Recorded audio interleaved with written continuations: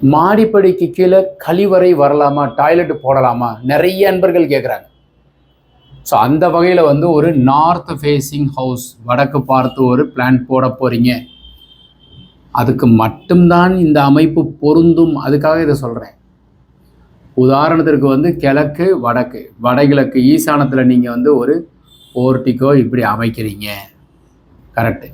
படி இங்கே அமைப்பீங்க, வடக்க பார்த்த வீட்டிற்கு வாயுமூலையில் படி. இது படிக்கு கீழே அருமையாக டாய்லெட் அமைத்து கொள்ளலாம். அப்புறம் எப்படி போடுவீங்க, இதை அப்படியே நீங்கள் பிரிப்பீங்க. கன்னி மூலையில் பெட்ரூமு, அதற்குண்டான டாய்லெட். இந்த பெட்ரூமுக்கு டாய்லெட் வாயுமூலையில், அப்புறம் இது ஒரு பெட்ரூமு, அப்புறம் ஒரு டாய்லெட். இந்த பெட்ரூமுக்கு வாயுமூலை டாய்லெட், அப்புறம் இது போர்ட்டிக்கோ. இது என்ன பண்ணுவீங்க, ஹாலாக போட்டுருவீங்க. அப்புறம் இது வந்து கிச்சன் கம் டைனிங்.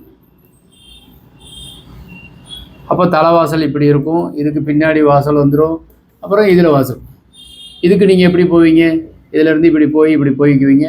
ஸோ இதில் வந்து அதே மாதிரி இப்படி போயிட்டு இது டாய்லெட்டை போட்டு பிளான் அமைக்கும்போது வடக்க பார்த்த வீட்டிற்கு மட்டுமே உங்களுக்கு டாய்லெட்டு மாடிப்படிக்கு கீழே அமையும். வணக்கம்.